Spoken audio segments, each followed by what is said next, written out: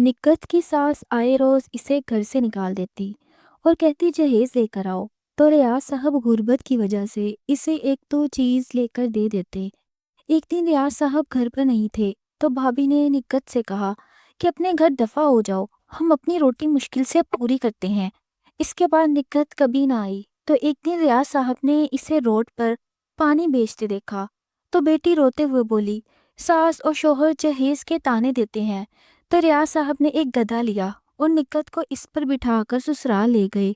तो सास और शोहर के कदमों तले जमीन निकल गई। जब रियाज साहब धीरे धीरे चाय की चुस्कियां लेते हुए पिछले आधे घंटे से सेहन में ही बैठे हुए थे। हल्की हल्की बूंदाबांदी शुरू हुई तो इनका बेटा इनसे कहने लगा कि अंदर आ जाएं, बारिश हो रही है, आपकी तबीयत खराब हो जाएगी। मगर रियाज साहब मुस्कुरा कर कहने लगे कि नहीं नहीं, बस मैं यहीं ठीक हूँ, बारिश तेज हो गई तो मैं खुद ही अंदर आ जाऊंगा। वो अभी चाय के दो घूंट मजीद भर ही रहे थे कि तेज बारिश शुरू हो चुकी थी। जल्दी से सेहन से उठकर बरामदे में आए थे और वहीं पर रखी कुर्सी पर बैठ गए। जिस अखबार का वो मुतालिया कर रहे थे गीली हो चुकी थी। इन्होंने अखबार ढाम पर इन्होंने अखबार ढाम कर एक जानिब को रख दी और फिर मज़े से चाय पीते हुए बारिश को देख रहे थे। बारिश एंजॉय करना इन्हें बहुत पसंद था, लेकिन पता नहीं क्यों आज इनके दिल में एक परेशानी सी उतरी हुई थी। जितनी देर बारिश होती रही इनके दिल की धड़कन बड़ी तेज रही। वो घबराहट के शिकार थे। बार बार अपना हाथ सीने पर मसलकर कहने लगे कि पता नहीं क्यों मुझे घबराहट हो रही है, हालांकि मौसम तो काफ़ी अच्छा है। जब ये बात रियाज साहब की बहू ने सुनी तो कहने लगी कि अब्बा जी, जब आप इस उम्र में भी तली हुई चीज़ें खाएंगे, चटपटे खाने खाने में ज़रा भी आर महसूस नहीं करेंगे तो यही होगा ना। आपको तो बिल्कुल भी अपनी सेहत का ख्याल नहीं है। फिर डॉक्टर के पास जाते हैं तो वो मुट्ठियाँ भर भर पैसे निकलवा लेते हैं और आप मानते ही नहीं है। बहू की ये बात सुनकर रियाज साहब मुस्कुराया था। कहने लगे, जब तक ज़िंदगी है हमें अपनी ज़िंदगी जी लेनी चाहिए। डॉक्टर तो बिला वजह ही पाबंदियां लगाते रहते हैं। वो एक गहरी सांस खारिज करके रह चुके थे। बहू के कड़वे मिजाज से वाकिफ थे। अभी बैठे आसमान की जानिब देख ही रहे थे कि जब तेजी से बिजली चमकी। जैसे बिजली चमकी तो इन्हें अपने घर के बाहर एक चीख की आवाज आई थी। ये चीखती आवाज सुनकर इनका दिल दहला उठा था। निगत इनके मुंह से निकला था। ये चीख की आवाज तो इनकी बेटी निगत की थी। बादलों के गरजने से और बिजली चमकने से निगत किस कदर डरा करती थी रियाज साहब जानते थे। बगैर बारिश का लिहाज किए वो तेज तेज गेट की जाने भागे थे। रियाज साहब के बेटे ने जब अब्बा को बारिश में जाते देखा तो हैरान हो गए। कहने लगे कि दरवाजे पर तो दस्तक नहीं हुई, फिर अब्बा जी कहाँ जा रहे हैं। जैसे रियाज साहब ने दरवाज़ा खोला तो सामने गेट के एक जानिब को चिपक कर खुद के गिर चादर लपेटकर निकत बैठी थी। इसने अपना सर अपना घुटनों पर रखा हुआ था, बेतहाशा रो रही थी। अगले ही पल जब बादल गरजे तो फौरन रियाज साहब ने आगे बढ़कर इसे अपने साथ लगा चुके थे। यूं किसी का लिम्स महसूस करके निगत ने सर उठाकर देखा। इस बरसती बारिश में अपने अब्बा को अपने सामने देखकर वो फूट फूट कर रोने लगी थी। रियाज साहब को तो लगा जैसे इनके सीने से किसी ने दिल ही निकाल दिया हो। कहने लगे कि बेटा, ये क्या, तुम यहाँ पर क्या कर रही हो, अंदर क्यों नहीं आई। अरे तुम्हारा बाप अभी तक जिंदा है, जो लावारसों की तरह क्यों बैठी हो। ये सुनकर निकत पहले से भी ज्यादा रोने लगी। रियाज साहब इसे उठाकर अंदर ले आए थे। यूं बारिश में भीगी हुई बहन को देखकर रियाज साहब का बेटा भी घबरा चुका था। सवाल करने लगा कि क्या हुआ है, जिस कदर डरी सहमी क्यों हो, किसके साथ आई हो। फौरन निकत को अंदर ले जाया गया। जल्दी से भाभी को हुक्म मिला के जाकर निकत के लिए कपड़े लेकर आओ। इसके कुछ कपड़े यहाँ भी पड़े थे। सबसे पहले तो वो जाकर दूसरे कपड़े पहनकर आई थी। अभी तक इसकी आंखों में आंसू यूं ही थे। बाहर आकर दालान में अपने वालिद के पास बैठ गई। कहीं ना कहीं वो सभी जानते थे कि ये यहाँ पर क्यों आई है। रियाज साहब ने गहरी सांस खारिज की और अपनी बेटी से सवाल करने लगे कि बेटा बताओ, क्यों आई हो यहाँ, वो भी इस हालत में। अगर आ ही गई थी तो घर के अंदर दाखिल क्यों नहीं हुई। निगत फूट फूट कर रोने लगी और कहने लगी कि अब्बा जी, मुझे शर्म आती है आपसे, भाई से, भाभी से, कि क्या मैं रोज रोज आ जाती हूँ। لیکن میری مجبوری ہے۔ اس کے ماتھے پر سرخ نشان موجود تھے۔ صاف ظاہر تھا کہ آج پھر ایک مرتبہ اس پر تشدد کیا گیا ہے، اور روتے ہوئے کہنے لگی کہ میری ساس صبح پھر مجھ سے لڑ پڑی۔ میں برتن دھو رہی تھی جب ایک گلاس مجھ سے ٹوٹ کر گر گیا۔ ساس پرسوں ہی وہ کانچ کے گلاس مہمانوں کے لیے لائی تھی۔ گلاس کا ٹوٹنا تھا کہ اس نے مجھے مارنا شروع کر دیا۔ کہنے لگی کہ خود تو کوئی سامان لے کر نہیں آئی ہو، اور میرا جو ہے اسے بھی توڑے جا رہی ہو۔ ارے حرام نہیں ہے کماتا میرا بیٹا، حلال کی کمائی ہے اس پر۔ بات اس قدر بڑھ گئی کہ مجھے مارتے ہوئے گھر سے دھکے مار کر نکالنے لگی۔ کہنے لگی کہ جاؤ اور جا کر اپنے ابا سے کہو کہ ایسا پورا ڈنر سیٹ لے کر دے۔ میں نے ڈنر سیٹ کے ساتھ میچ کر کے اسے گلاس لیے تھے۔ میرا ڈنر سیٹ خراب کر دیا تم نے۔ جب تک تم ایسا مہنگا سیٹ لے کر نہیں آؤ گی تب تک میں تمہیں اس گھر میں بھی داخل ہونے کی اجازت نہیں دوں گی۔ یوں وہ ساس سے دھتکارے جانے پر یہاں پر آ چکی تھی۔ ریاض صاحب تو غصے میں آ چکے تھے۔ وہیں نگہت کا بھائی کہنے لگا، تمہارا شوہر کیا بت بنا کھڑا تھا کہ اس سے بھی عقل نہیں ہے؟ وہ کچھ نہیں بولا؟ نگہت کہنے لگی کہ کہاں بھائی، وہ تو بس اپنے ماں باپ کی بات مانتا ہے۔ جو کچھ اس کی ماں کہتی ہے اسی پر آمین کہہ لیتا ہے۔ ماں کی غیر موجودگی میں تو ایسی بات نہیں کرتا ہے جیسے صرف میرا ہی ہے اور میرے ساتھ مخلص ہے، لیکن جیسے ہی ماں سامنے آ جائے تو جیسے ہی اسے دنیا بھول جاتی ہے۔ بہرحال ریاض صاحب نے جب یہ سنا تو فوراً اپنے بیٹے کی طرف دیکھا، اپنی جیب سے پیسے نکال کر بیٹے کے ہاتھ پر رکھے اور کہنے لگے، جاؤ اور جا کر وہی ڈنر سیٹ لے کر آؤ جیسا اس کی ساس نے کہا۔ یہ سن کر ریاض صاحب کا بیٹا بگڑ سا گیا تھا۔ کہنے لگا، ابا اس سے پہلے بھی آپ ان کی کتنی خواہشات کو پورا کر چکے ہیں، آخر کب تک آپ ان کو یہ سب کچھ دیتے رہیں گے؟ میری تنخواہ اتنی نہیں ہے کہ ان لوگوں کی خواہشات پوری کرتا پھروں۔ اتنا سننا تھا کہ اگلے پل ریاض صاحب بھڑک اٹھے تھے۔ کہنے لگے کہ تمہاری ہی کہنے پر میں نے اپنی بیٹی کو جہیز نہیں دیا تھا۔ اس وقت بھی تمنا یہی تھی کہ ریاض صاحب تمہارا جاننے والا ہے، تمہارا اچھا دوست ہے، وہ تمہاری بہن کو بہت خوش رکھے گا۔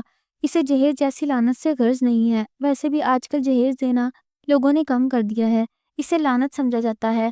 ریاض تو آج کل کا لڑکا ہے، اور تمہاری باتوں میں آ کر میں نے اپنی بیٹی کو جہیز نہیں دیا۔ اگر تھوڑا بہت اس کو دے دیتا تو آج لوگوں کا منہ بند ہو جاتا۔ پھر یہ سن کر ریاض صاحب کے بیٹے نے نظریں پھیر لی تھیں۔ ریاض صاحب کہنے لگے کہ اگر مجھے قرض بھی اٹھانا پڑتا تو اٹھا کر میں اپنی بیٹی کو جہیز دے دیتا، کم از کم آج یہ نوبت تو نہ آتی۔ ہم بار بار بیٹی کو سسرال سے دھکے مار کر نکالا جا رہا ہے۔ اگر ہماری سوچ اچھی ہے، ضروری تو نہیں کہ سامنے والے کی بھی اچھی سوچ ہو۔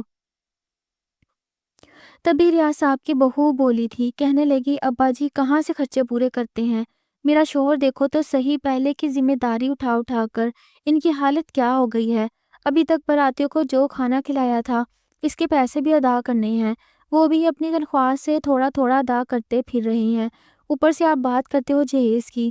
اگر جہیز اس کو ٹرک بھر کے دے دیتے نا تو ساری عمر قرضہ میرے شوہر ہی اتارتا رہتا۔ وہ اپنے شوہر کی ہمدرد بن رہی تھی، لیکن ریاض صاحب نے اسے کڑی نظروں سے دیکھا تھا۔ کہنے لگا کہ بہو میرا اور میرے بیٹے کا معاملہ ہے، اس کے بیچ بولنے میں کسی کو بھی کوئی اجازت نہیں۔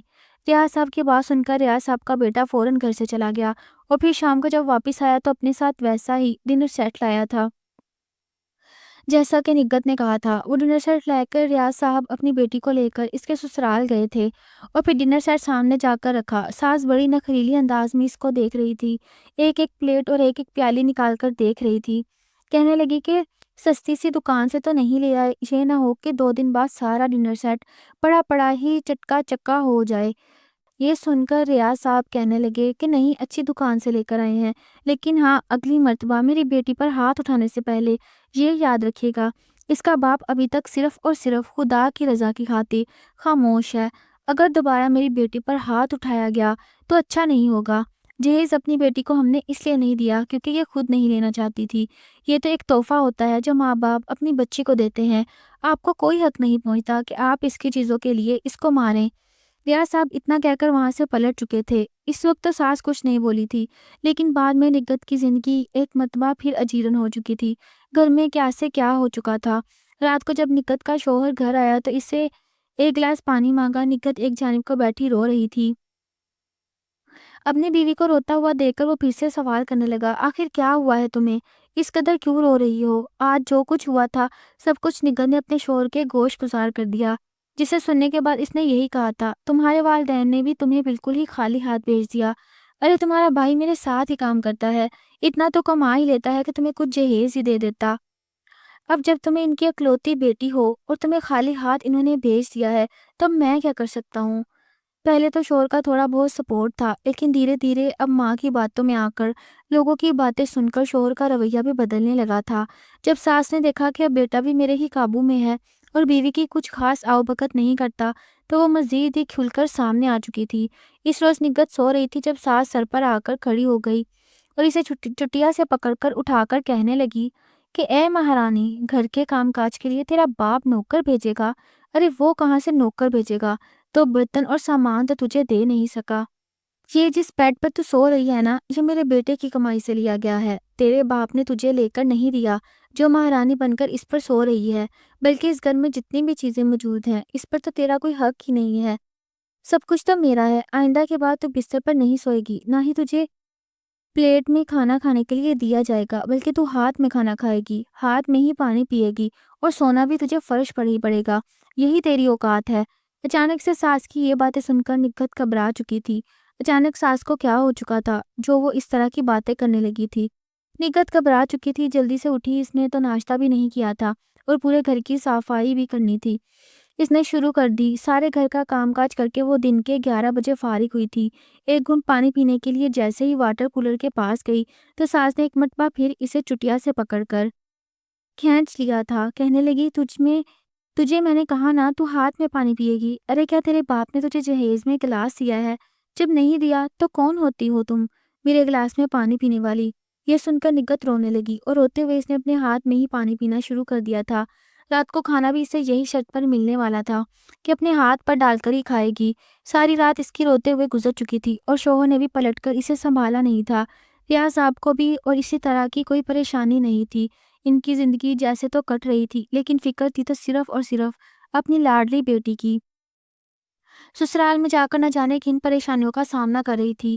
اگلے روز ایک مرتبہ پھر اپنے ابا کے پاس آئی تھی، روتے ہوئے ساری روادار ابا کو سنانے لگی، کہنے لگی کہ ابا وہ لوگ مجھے گلاس کو ہاتھ تک نہیں لگانے دیتے، نہ ہی پلیٹ میں کھانا کھانے دیتے ہیں۔ کہتے ہیں جب تمہارے باپ نے تمہیں یہ دیا ہی نہیں تو تم ہمارے برتنوں میں کیوں کھاؤ؟ ریاض صاحب نے جب یہ سنا تو ایک مرتبہ پھر بیٹے کی جانب دیکھا تھا، اپنے پاس جمع شدہ پیسے بیٹے کے ہاتھ پر رکھے اور کہنے لگے، جاؤ اور جا کر ان پیسوں سے اپنی بہن کو سامان لا کر دو۔ کیوں دھیرے دھیرے جو پیسے ہوتے ہیں اور پیسوں سے ریاض صاحب تھوڑا تھوڑا کر کے بیٹی کو کوئی نہ کوئی سامان لے کر دینے لگے، تاکہ کم از کم اس کی ساس کا منہ بند ہو سکے، اس کا شوہر اس کے ساتھ اچھے سے رہ سکے۔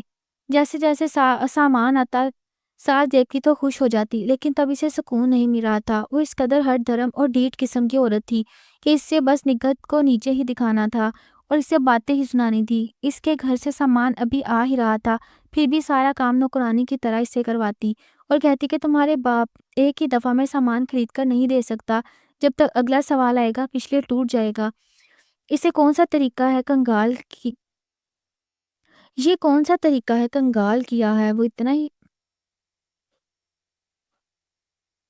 جب تک اگلا سامان آئے گا پچھلا ٹوٹ جائے گا، اور اسے ایسا کون سا طریقہ ہے کنگال ہے کیا وہ اتنا ہی، تمہیں جہیز بھی نہیں دے سکا؟ یہ کیا دو چیزیں اٹھا اٹھا کر ہمارے گھر لاتا پھرتا ہے؟ کیا اس میں شرم نام کی کوئی چیز نہیں؟ ایک روز جب نگہت کا شوہر گھر آیا تو کافی پریشان تھا۔ ایک تو گرمی کی شدت عروج پر تھی، اوپر سے وہ بائک کو گھسیٹا ہوا گھر آیا تھا۔ جیسے گھر میں داخل ہوا تو بائک کو زور سے زین میں پھینک دیا، غصے سے بائک کو لاتے ہیں اور گھونسے مارنے لگا، مار کر کہنے لگا یہ بائک جواب دے چکی ہے، لاکھ مرتبہ کھٹارا کو ٹھیک کروا چکا ہوں لیکن ٹھیک ہی نہیں ہو رہی۔ ارے میری تو ہر مہینہ اس کی دیکھ بھال میں لگ جاتی ہے تنخواہ ساری۔ جب ساس نے اپنے بیٹے کو یوں پریشان دیکھا تو کہنے لگی، اچھا بھائی خراب ہو گیا تو کیا ہوا؟ تمہارے سسر نے تو ویسے بھی تمہیں جہیز میں کوئی چیز نہیں دی تھی۔ ارے سسرال والے تو اپنے اکلوتے داماد کو کیا سے کیا دیتے ہیں، یہ بڑی بڑی کوٹھیاں اور گاڑیاں۔ تم بھی اپنے سسر سے کہو کہ تم ایک عدد موٹر سائیکل گفٹ کر دے تمہیں۔ نگہت کے تو چہرے کی رنگت اڑی تھی، کہنے لگی یہ آپ کیسی باتیں کر رہی ہیں؟ میرے بابلا کہاں سے موٹر سائیکل کے پیسے لائیں گے؟ ارے ان کے پاس تو پہلے ہی قرضہ چڑھ چکا ہے، وہ مجھے جہیز کا اتنا سامان تو دے ہی چکے ہیں، اب تو صرف دو چار چیزیں ہی بہ گئی ہیں اور آپ اس طرح کی باتیں کرتی پھر رہی ہیں۔ لیکن نگہت کے شوہر کو غصہ تو پہلے ہی تھا، وہ غصے سے بڑک اٹھا، کہنے لگا جاؤ اور بس کہیں سے بھی مجھے موٹر سائیکل کے پیسے لا کر دو، لیکن مجھے موٹر سائیکل چاہیے، میں اس گرمی میں روز ٹھیک نہیں کرا سکتا۔ نگت نے جب یہ سنا تو پہلی مرتبہ اپنے شوہر کے سامنے بلند آواز میں بولی تھی، کہنے لگی کہ میں نہیں جاؤں گی، میں آپ کی ذمہ داری ہوں، اپنے ماں باپ کی نہیں۔ آپ کو کوئی حق نہیں پہنچتا کہ میرے ماں باپ کے ٹکڑوں پر پلیں۔ میرا باپ اور بھائی آپ لوگوں کو پال رہے ہیں، میں تو آپ کے ساتھ زمین پر قالین بچھا کر سونے کے لیے بھی تیار ہوں۔ مجھے اگر ہاتھ میں بھی کھانا کھانا پڑا تو میں آپ کے ساتھ سلوک و اتفاق کے ساتھ ہاتھ میں بھی کھانا کھا لوں گی، لیکن میں اپنے ماں باپ کے پاس جا کر پیسے نہیں مانگوں گی۔ اتنا سنا تھا کہ اس کے شوہر نے اس پر تشدد کرنا شروع کر دیا۔ وہ جس قدر ہو سکتا تھا اسے مار رہا تھا اور پھر دھکے مار کر اس کو گھر سے نکال دیا کہ جاؤ اور جا کر ابا سے پیسے لے کر آؤ۔ اگر تمہارا باپ تمہیں پیسے نہیں دیتا تو جا کر خود کماؤ اور میرے موٹر سائیکل کے پیسے جمع کرو، کیونکہ اگر تم نے مجھے میرے پیسے نہ دیے تو میں تمہیں طلاق دے دوں گا۔ پھر پھرتی رہنا اپنے ماتھے پر طلاق کا دبا لے کر۔ یہ سن کر تو نگت کے رونگٹے کھڑے ہو گئے تھے۔ وہ ایک مرتبہ پھر اپنا گھر بچانے کے لیے نہ چاہتے ہوئے بھی اپنے باپ کے دروازے پر پہنچی تھی، لیکن آج ریاض صاحب گھر پر نہیں تھے، نہ ہی اس کا بھائی گھر تھا نہ ہی اس کا بھائی گھر پر تھا، بلکہ صرف بھابھی ہی تھی۔ بھابھی کے پاس جا کر روتے اس نے جب یہ بتایا تو بھابھی تو فوراً سے سیدھی ہو چکی تھی۔ اگلے ہی پل نگت کو سنانے لگی کہ کیسے تمہاری وجہ سے میرا شوہر قرضے میں ڈوبتا چلا جا رہا ہے۔ ارے کیا اس کے اپنی کوئی زندگی نہیں ہے؟ اس کے اپنے بچے اولاد نہیں ہے؟ کیا وہ ساری زندگی تمہارے خرچے اٹھاتا رہے گا؟ جاؤ بھائی، جا کر اپنا گھر اپنا شوہر سنبھالو، چھوڑ دو میرے شوہر کی جان۔ تمہارا باپ بھی میرے شوہر کو بس آرڈر دیتا رہتا ہے کہ فلاں چیز لے آؤ فلاں چیز لے آؤ، اور میرا شوہر چپ چاپ چلا جاتا ہے۔ تمہیں شرم ہے کہ نہیں؟ اتنا سنا تھا کہ نگت خاموشی سے وہاں سے نکل آئی۔ اس نے اپنے ہاتھ میں جو سونے کا بریسلٹ پہن رکھا تھا، اس نے اس بریسلٹ کو بیچ دیا اور بیچ کر یہ سوچ لیا کہ وہ پانی لگائے گی، ویسے بھی گرمی بہت ہوتی ہے اور لوگ ٹھنڈا ٹھار پانی اور شربت لازمی پیتے ہیں۔ اس نے وہی ایک جانب کو سڑک پر ریڑھی لگا لی اور اس پر وہ ٹھنڈے مشروب اور پانی کی بوتلیں بیچنے لگی تاکہ اپنے شوہر کو موٹر سائیکل لے کر دے، پیسے جمع کر کے دے سکے اور اس کا گھر بچ سکے۔ کئی روز سے وہ گھر واپس نہیں آئی تھی، وہیں ایک جانب کو چھپ کر جھاڑیوں میں سو جایا کرتی۔ ایک روز ایک روز ریاض صاحب گھر سے سودا سلف لینے کے لیے نکلے تھے۔ وہ بھی حیران تھے کہ اتنے دنوں سے بیٹی چکر لگانے نہیں آئی، شاید اپنے گھر میں خوش و خرم ہوگی، لیکن جب انہوں نے سڑک کنارے اپنی بیٹی کو منہ چھپا کر شربت بیچتے ہوئے دیکھا تو ان کا دل گویا مٹھی میں آیا تھا۔ لوگوں کے رش میں اپنی بیٹی کے پاس گئے۔ نگت نے باپ کو دیکھا تو سینے سے لگ کر رونے لگی اور پھر ریاض صاحب کے پوچھنے پر انہیں ساری حقیقت بتانے لگی۔ ریاض صاحب کے قدموں تلے سے زمین نکل چکی تھی۔ کوئی شخص اس حد تک بھی کیسے گر سکتا ہے؟ اور پھر ان کی بہو نے جو کام کیا تھا اس کی خبر تو وہ بعد میں لینے والے تھے۔ انہوں نے پاس ہی موجود گدھا دیکھا جو کہ یوں ہی آوارہ گھوم رہا تھا۔ ریاض صاحب نے اس گدھے کو لیا اور اپنی بیٹی کو اس گدھے پر بیٹھنے کا کہا اور پھر اس گدھے کو لے کر اس محلے میں داخل ہو گئے جس محلے میں نگت رہتی تھی۔ جیسے جیسے آس پاس کے لوگ دیکھ رہے تھے گھروں سے باہر نکل رہے تھے، ہر کوئی یہ کہہ رہا تھا، ارے یہ تو ریشم کی بہو ہے، ارے یہ تو وہی ہے نا ریاض کی بیوی، یہ گدھے پر بیٹھ کر کیوں آ رہی ہے؟ کوئی مذاق اڑا رہا تھا اور کوئی اجنبے سے دیکھ رہا تھا۔ جیسے جیسے پورا محلہ اکٹھا ہونے لگا تو وہ گدھا جا کر ریاض کے گھر کے باہر رکا تھا۔ گھر کے باہر شور کی آواز سن کر اس نے دروازہ کھولا، سامنے اپنی بیوی کو گدھے پر بیٹھا دیکھا اور ساتھ اپنے سسر کو دیکھا تو گھبرا گیا۔ ہر کوئی سوالیہ نظروں سے دیکھ رہا تھا۔ جب ریشم نے یہ دیکھا تو اگلے پل ہی پھٹ پڑی تھی، کہنے لگی کہ یہ کیا کر رہے ہیں آپ؟ گدھے پر اپنی بیٹی کو بٹھا دیا، ارے ہماری بےزتی کروا دی، پورے محلے والے ہم پر تھو تھو کر رہے ہیں، ہماری عزت کہیں کی نہیں چھوڑی آپ نے، یہ کیا طریقہ ہے؟ بیٹی کو گدھے پر کیوں بٹھا رکھا ہے؟ کیا اور سواری نہیں ملی تھی؟ وہ تو غصے سے پھٹ پڑی تھی۔ جبکہ ریاض صاحب نے وہاں پر موجود لوگوں کو دیکھا اور پھر اپنی بیٹی کی ساس سے کہنے لگے، کیوں بہو کو گدھے پر بٹھا دے کر کیوں بہو کو گدھے پر بیٹھا دے کر آپ کی بے عزتی ہو گئی؟ اور جب ان کو باتیں سنا کر مار کر روزانہ گھر سے نکال دیتے ہو کہ جا کر اپنے باپ سے جہیز لے کر آؤ، تب تو آپ لوگوں کو شرم نہیں آتی؟ تب آپ لوگوں کی عزت دو کوڑی کی نہیں ہوتی؟ ان لوگوں کو بھی پتہ چلنا چاہیے کہ آپ لوگ اپنے گھر کی عزت کے ساتھ کیا کر رہے ہیں۔ جیسے آپ اپنے گھر کی بیٹی بنا کر لائے تھے، اسے کیسے رسوا کر رہے ہیں۔ میں نے تو صرف اسے گدھے پر بٹھایا ہے اور یہاں پر لے کر آیا ہوں، جبکہ آپ لوگ اسے اپنی عزت بنا کر لائے تھے اور روز اس کو ذلیل و خوار کرتے ہیں، جہیز لانے کا تانا دیتے ہیں۔ جیسے ہی حقیقت سب کے سامنے آئی تو ہر کوئی ریشم اور اس کے بیٹے کو سخت نظروں سے دیکھنے لگا تھا۔ کہنے لگے کہ ریشما تم ایسی ہو، ہم تو تمہیں بڑا ہی خاندانی سمجھتے تھے، لیکن تم نے تو وہی حرکت کر دی، کمینوں والی۔ اصل بےعزتی تو ان کی اب ہو رہی تھی۔ لوگوں کی نظریں دیکھ کر ریشم گھبرا گئی، فوراً نگہت کو گدھے سے اترنے کا کہا اور کہنے لگی نہیں نہیں، ایسی کوئی بات نہیں ہے، میں معافی مانگتی ہوں، آئندہ کے بعد اپنی بہو کو بیٹی بنا کر رکھوں گی اور اسے کچھ نہیں ہونے دوں گی۔ لیکن ریاض صاحب نے ریشم کا ہاتھ جھٹک دیا تھا، کہنے لگے کہ نہیں، میری بیٹی اب میرے ساتھ میرے گھر میں رہے گی، بہت جلد آپ کو خلا کے نوٹس پہنچ جائیں گے اور وہ سارا سامان آپ لوگوں نے لے لیا ہے، اسے آپ میری بیٹی کا صدقہ سمجھ کر رکھیے۔ اتنا کہہ کر ریاض صاحب اپنی بیٹی کو گھر لے آئے تھے۔ بہو کو بھی آ کر خوب سنائی تھی، وہ بھی شرمندہ ہو چکی تھی۔ جہاں پر ریاض صاحب رہتے تھے وہ گھر بہت بڑا تھا۔ گھر کے ایک حصے میں انہوں نے حد قائم کر دی اور ان کی بیٹی کا جو حصہ تھا اپنی زندگی میں اس کے حوالے کر دیا۔ وہاں پر ایک کمرے کا مکان بنایا اور اپنی بیٹی سے کہا تم یہاں پر رہ کر اپنی زندگی گزارو۔ نگہت حاملہ ہو چکی تھی۔ اللہ تعالیٰ نے اسے چاند سا بیٹا عطا کیا تھا جو اس کے جینے کی وجہ تھا۔ اس کے بعد اس نے سلائی کڑھائی کر کے اپنے ابا کے ساتھ اپنی زندگی گزارنا شروع کر دی۔ ناظرین، مزید ایسی ویڈیوز کے لیے چینل کو ضرور سبسکرائب کریں۔ شکریہ۔